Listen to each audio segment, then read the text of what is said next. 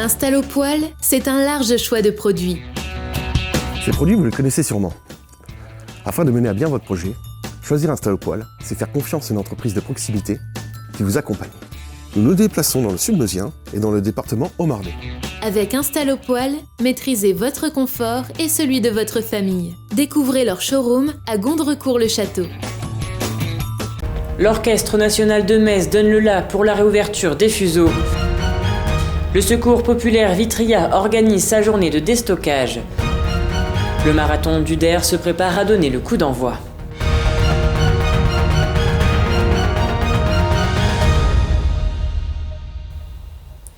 Bonsoir à tous, je suis ravi de vous retrouver pour votre journal week-end du samedi 22 mai 2021 et ouvrons cette édition avec la reprise des spectacles dans la salle des Fuseaux ce vendredi à Saint-Dizier.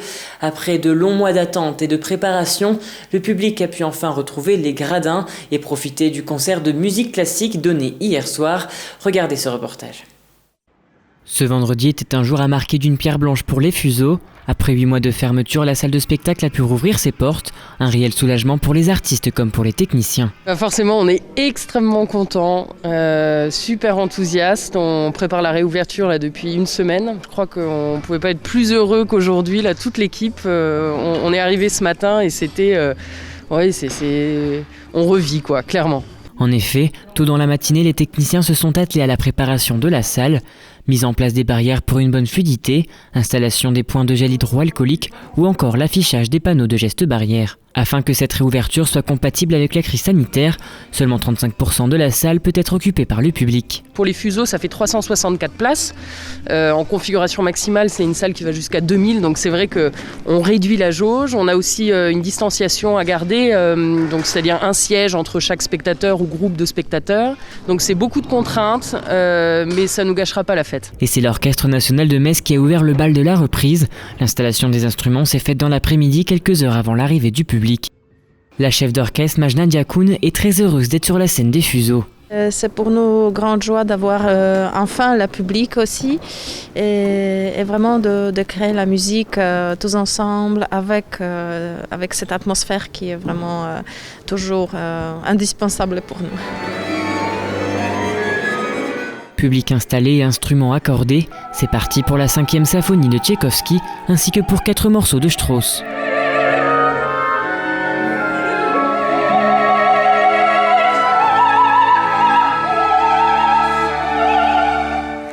Après 1h30 de concert, les bragards sortent ravis de la salle, heureux de retrouver le monde culturel.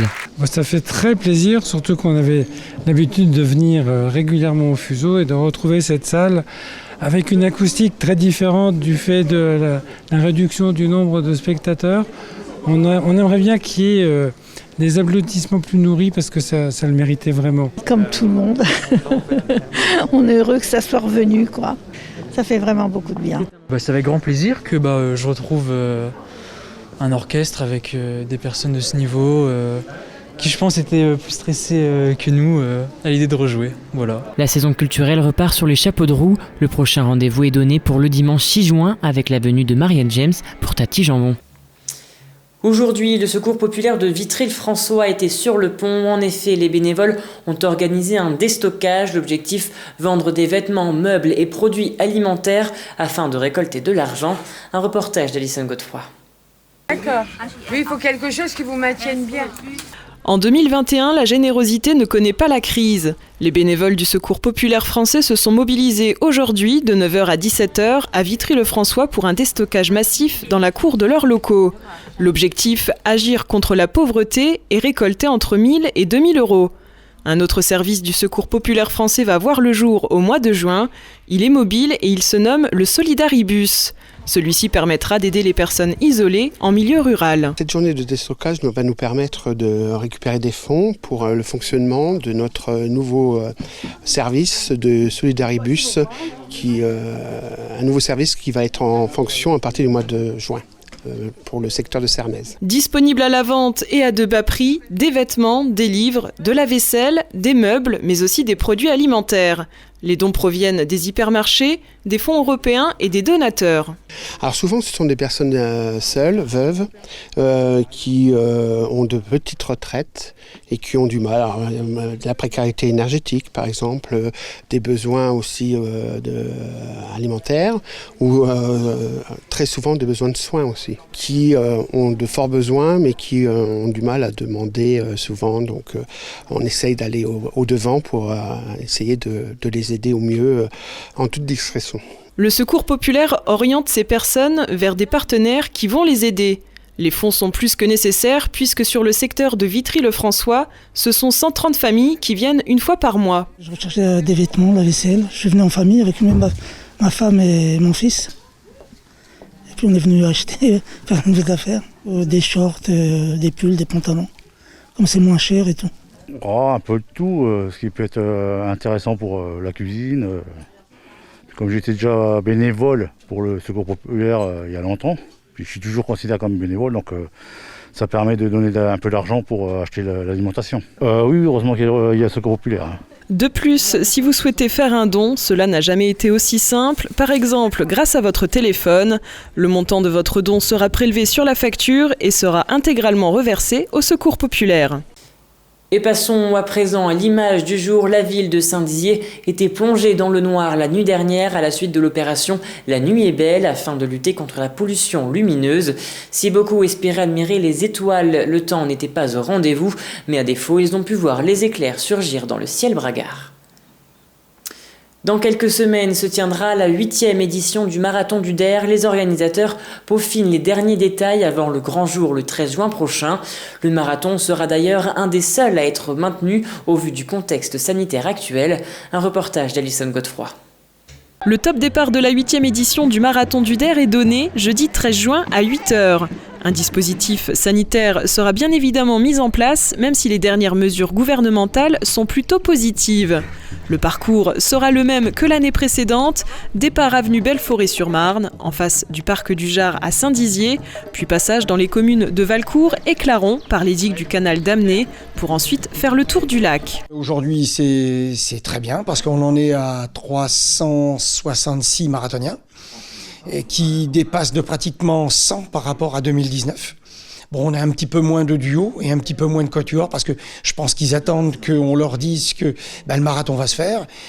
Alors, pour aujourd'hui, on peut pas dire que c'est officiel, mais on pense pouvoir le faire puisque on suit un petit peu ce qui se passe télévisuellement et donc on pense, et jusqu'à présent on ne nous a pas interdit de le faire et donc on continue et on y croit.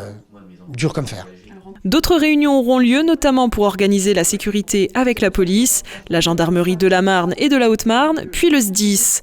Malgré le fait que la crise sanitaire modifie l'organisation du marathon, les organisateurs continuent la préparation. Les points de ravitaillement qui ne seront pas les mêmes que les années passées. Et étant donné le corona, étant donné le protocole sanitaire, donc il y aura de l'eau, il y aura une barre de céréales et il y aura une pâte de fruits, mais on ne pourra pas faire plus parce que faut rien donner à la main, on ne pourra pas.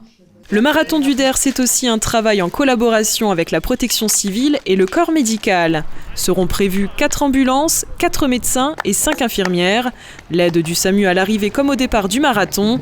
De plus, des binômes tous les 10 km seront là pour couvrir tout le périmètre du marathon. Alors j'ai beaucoup galéré cette année par rapport aux autres années parce que je trouve plus du tout de médecins bénévoles ou d'infirmiers bénévoles. Les gens sont très réticents à faire du bénévolat et c'est vraiment dommage parce que c'est tellement agréable. On profite de la fête, c'est pas tellement un travail harassant, c'est plus un petit peu stressant en cas de pépin parce que ça c'est déjà arrivé, mais en principe ça se passe très bien et c'est très festif en fait. Et c'est un second souffle en cette année particulière, un renouveau que l'équipe du Marathon du Lac du Der souhaite proposer au public, avec un tarif moins cher pour participer à la fête et attirer le plus de monde possible jusqu'à l'édition 2022. Et c'est la fin de cette édition. Merci à tous de l'avoir suivi. Dans un instant, vos prévisions météo de demain. Très bon dimanche à vous. Toute l'actualité qui vous concerne, à voir et ou à revoir, dès maintenant sur puissancetélévision.fr et sur notre application mobile. Vous êtes désormais plus de 20 000 à nous suivre sur Facebook. Autant de merci pour votre fidélité, votre soutien, vos réactions et vos partages. Continuons ensemble d'écrire l'histoire de Puissance Télévisions.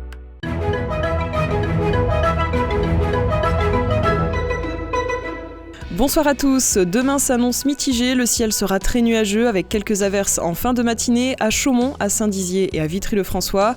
Demain après-midi, passage nuageux parfois dense, mais les averses se feront rares. Demain dimanche 23 mai, nous fêterons les Didier et nous gagnerons 2 minutes de soleil. Très bonne soirée avec Puissance Télévisions.